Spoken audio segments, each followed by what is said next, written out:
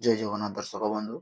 ମୁଁ ନିର୍ମଳ ଆପଣମାନଙ୍କୁ ସ୍ୱାଗତ ଜଣାଉଛି ମୋର YouTube channel government scheme and ନୋଟିଫିକେସନରେ, ଯେଉଁଥିରେ କି ଆପଣମାନେ କେବଳ ଗଭର୍ଣ୍ଣମେଣ୍ଟର ଯେକୌଣସି ନୋଟିଫିକେସନ ବିଷୟରେ କିଛି ସୂଚନା ପ୍ରଦାନ କରିବା ମୋର ଛୋଟ ପ୍ରୟାସ। ଆଜି ହେଉଛି ମା ସରସ୍ୱତୀ ଦେବୀଙ୍କ ପୂଜା। ବିଦ୍ୟା ଦେବୀ ମା ସରସ୍ୱତୀ ଦେବୀଙ୍କ ଠାରେ ମୁଁ ଅଶେଷ ଗୁହାରି କରୁଛି ଆପଣମାନେ ଭଲରେ ଥାଆନ୍ତୁ ଏବଂ ଏଇଭଳି ଭାବରେ ମୋ ଚ୍ୟାନେଲକୁ ସବସ୍କ୍ରାଇବ କରି ଲାଇକ୍ କମେଣ୍ଟ ଏବଂ ସେୟାର କରିଦିଅନ୍ତୁ। ଆପଣମାନେ ତ ନ୍ୟୁଜରେ ଦେଖିଥିବେ, ଫେବୃଆରୀ 1 ତାରିଖ ଠାରୁ ଯେଉଁ ଗାଡ଼ିରେ ଇନ୍ସୁରାନ୍ସ ବା ବୀମା ନାହିଁ, ଇ ଡିଟେକ୍ସନ ଜରିଆରେ ଗାଡ଼ିର ଚେକିଂ କରାହେବ ଏବଂ ଆପଣ ଧରା ପଡ଼ିଲେ 1000 ଟଙ୍କା ମଧ୍ୟ ଫାଇନ୍ ଦେବେ। ସରକାରଙ୍କ ନିଷ୍ପତ୍ତି ଅନୁଯାୟୀ ଯେଉଁ ଗାଡ଼ିରେ ଇନ୍ସୁରାନ୍ସ ବା ବୀମା ନାହିଁ, ସେହି ଗାଡ଼ି ପ୍ରତି ଜରିମାନା ଲାଗୁ କରାଯିବ। ତେଣୁ ଆପଣମାନେ ଶୀଘ୍ର ଇନ୍ସୁରାନ୍ସ କରାଇ ନିଅନ୍ତୁ। ଯଦି ଇନ୍ସୁରାନ୍ସ କରାଉନାହାନ୍ତି, ଆପଣ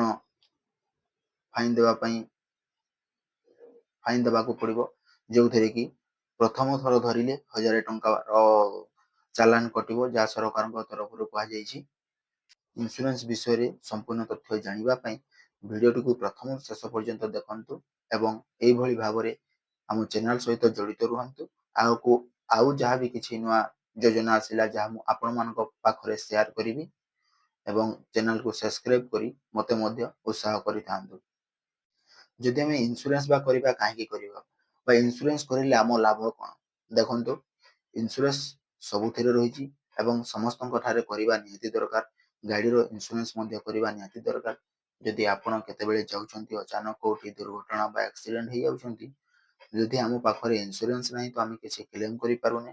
ଯଦି ଇନ୍ସୁରାନ୍ସ ଅଛି ତ କ୍ଲେମ୍ କରିବା ଅତି ସହଜ ହେଇଯାଉଛି, କାହିଁକିନା ଆମେ ଯେଉଁ ଇନ୍ସୁରାନ୍ସ କରିଥିବେ ସେ ଇନ୍ସୁରାନ୍ସ କମ୍ପାନୀ ଆମକୁ ଆମ ଗାଡ଼ିର ଯଦି କିଛି କ୍ଷତି ହୋଇଥାଏ ତାର ଭରଣ ପୂରଣ କରିବ, ତା ସହିତ ନିଜର ମଧ୍ୟ ଯଦି କ୍ଷତି ହୋଇଥାଏ ତାହାର ବି ଭରଣ ପୋଷଣ କରିବ। ସେଥିପାଇଁ ଆପଣମାନେ ଇନ୍ସୁରାନ୍ସ କରି ନିଅନ୍ତୁ।